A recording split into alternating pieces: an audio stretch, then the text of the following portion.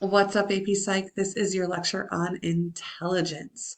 We're going to have three lectures on intelligence. One kind of defining it, one looking at how we test or measure it, and then one on the impact of trying to measure intelligence and having intelligence scores, more on like the societal level, really. But for today, we are going to focus on the definition of intelligence according to psychology experts, but we'll have our own discussion on this topic in class. We only have in this lecture two learning targets. This has the potential for being a short one. Let's find out. Okay, nothing for you to write down here, but here are some questions that experts on intelligence and researchers on intelligence have spent time arguing about and investigating. Is intelligence a single overall ability or several specific abilities? With modern neuroscience techniques, can we locate and measure I almost said insurance intelligence? And is it inborn does it change or one or the other? And does your belief about intelligence impact your academic ability? So I want you to think about your own answers to these questions. Um, Perhaps we will break those down in class as well. But let's see what the experts have to say. The definition of intelligence is the capacity to learn from experience, think rationally, and use resources effectively when faced with challenges. In research, it's whatever the intelligence test measures. So what do I mean by that? Intelligence is whatever we test it for. It tends to be school smarts, but I'm going to actually have you guys practice doing an intelligence test or like little samples of ones, and you'll see that it's actually not necessarily stuff that you've learned in school as well.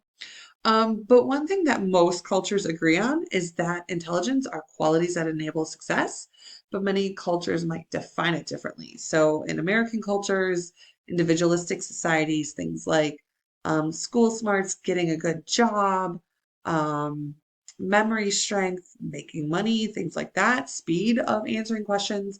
But in other societies, it might be like how to manage agriculture or how to raise a family and things like that. So this is debatable, but we're focusing on mostly the American version, the American psychological version of intelligence, but we'll definitely look at it at a worldwide view as well. Our first major theory, kind of historically speaking, one of the original theories on intelligence that still sticks around for today is general intelligence. This is also known as your G or your G factor.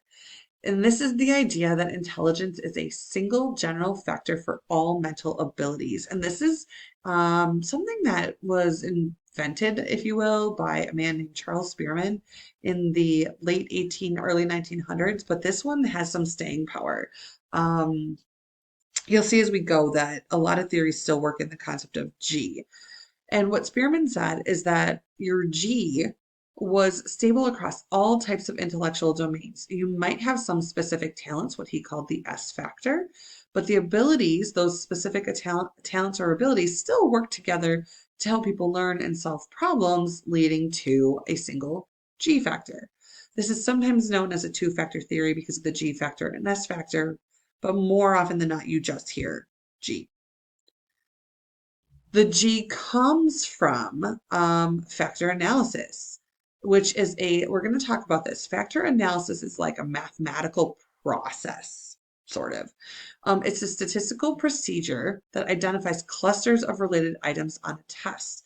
You'll see I have three very famous people here that might be considered triple threats, or people who are intellectually gifted, musically gifted, strong actors, dancers, things like that. So they might be examples of people that excel in all sorts of things, so all having a high G factor.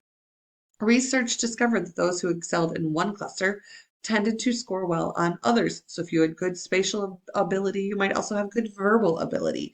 You also might have a fast processing speed of memory. And so when someone has all of these things, that is evidence or that supports the idea that a G factor underlies all intelligence. Another theory on intelligence is kind of the opposite, that there's not a single intelligence, but in fact, it is multiple. There are multiple intelligences, and that intelligence comes in multiple independent forms. And so if you are intelligent in one way, it doesn't necessarily mean you're intelligent in all of the ways. And this was a theory designed by a man named Howard Gardner, and he established that there are four intelligences. And each in their own way explains how people learn and acquire information in different ways. Be careful, this is not learning styles. I'm not saying that, but that people might gain information in interpersonal ways, bodily kinesthetic ways, linguistic ways, interpersonal ways, and so on. And that some people might be stronger in one than another, and they don't necessarily have to be connected. That you can have strengths and weaknesses in all of these, regardless of the other ones. Savant syndrome, and we'll take a deeper look into this in class, but savant syndrome is considered evidence of multiple intelligences as well. And so the definition of savant syndrome is someone with a very high mental ability in one specific area, but significant deficits in others. I'm going to leave you kind of hanging with that question, but I want you to think about, why would someone who's got an incredible mental ability in one area, for perhaps if you look at this man who is drawing extremely detailed pictures, but has severe weaknesses in his communication and social skills, shall we say? Trying not to say too much because I'll get into that in class. But why would that be evidence of the multiple intelligence theory? Okay, so think about that. Okay, we've heard of Sternberg before, but let's see if you can remember. Let's see if I can remember. Where did we hear Sternberg before? In the thinking lecture. I'll leave you at that, and we'll see if we can connect to it when we're together. But Sternberg is a professor at, Cornell. I probably should have looked this up before I started filming, but we're going to go with it, and I'll correct myself in class if I need to. But he developed the triarchic theory of intelligence. Triarchic meaning three parts. That intelligence is based in the environment the person lives in, not in a test. That it's about how you approach really your goals or your life path. Like, how do you solve problems? How do you move forward? And he believed that there were analytic aspects of intelligence, creative aspects of intelligence, and practical types of intelligence. So, analytical intelligence is when you're trying to find the answer. Think of it like this is your school intelligence, your academic sense. Finding the right answers, having a lot of knowledge, being able to solve like literal school problems. Creative intelligence is the ability to adapt to new situations and develop new ideas, usually based on experience, so the experiential type of intelligence. And then practical intelligence are like your street smarts, kind of, your skills for everyday tasks. And it's much more of like a realistic day-to-day sort of intelligence. Um, yeah, yeah. The prevailing modern theory is the Cattell-Horn-Carroll theory, the CHC theory. And this is the idea that general ability or general intelligence is based on both fluid and crystallized intelligence. Basically, this theory is a compromise between general and distinct abilities, points of view of intelligence, and distinct meaning multiple intelligences, like having separate, distinct categories of intelligence. So it's kind of a middle ground. And this theory asserts that reading, writing, and memory capacity are your general abilities within G, but that there are also broad and narrow abilities as well that can be more easily and traditionally measured. But that basically intelligence does include academic ability, but also goes far beyond it. I will give you a few detailed examples of this in class, but really the two big things that the CHC theory includes are the concept of, can Miss Russ change her slide, there it is, of crystallized intelligence and fluid intelligence. Crystallized intelligence, or the G little c, general intelligence of a C variety, includes wisdom, facts, and skills over time gathered through experience. So simply by living, experiencing life, studying school, education, having interactions with other people, you develop this knowledge base. And so that, of course, would be better in older adults having just acquired more of that over time. And then fluid intelligence, G little f, is the ability to decipher information, make decisions, and problem solve with fast processing. This is considered better in young adults. So a 70-year-old might know more stuff and actually have better intelligence on how to handle things like social interactions or handle difficult times of crisis. But a young person might be able to solve problems faster or learn new things like technology faster. But usually these are used together. Like you need to have crystallized intelligence in order to achieve fluid intelligence. Which leads me to a very specific discussion of aging and intelligence and what really happens to intelligence over time. In order to find out what research says about this, we are also going to learn formally two different styles of research. One is cross-sectional research. This is when you test people of different ages at the same point in time and then compare scores.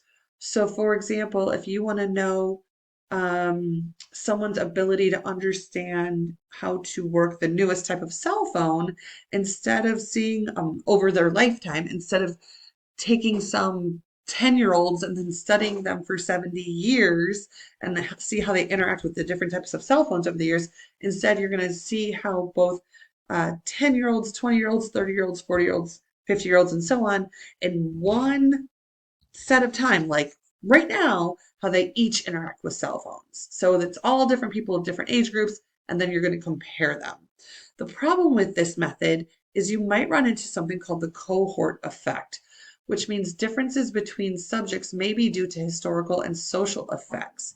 So even though you're testing all these different age groups on the same thing, like interactions of an app on a cell phone, the fact of the matter is people in their 10s, 20s, and 30s and kind of their 40s have all grown up having technology and cell phones at their fingertips. That's never not been a thing.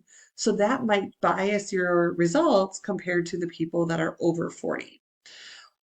So in all sorts of cross-sectional research, when you take groups of people as a snapshot in time, that supports the idea that intelligence declines with age. So like fluid intelligence is best in your 20s and 30s, and then it kind of goes, pardon the phrase, downhill from there.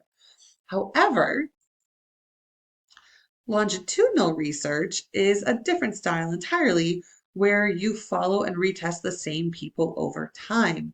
So perhaps you want to research the impact of COVID across a generation.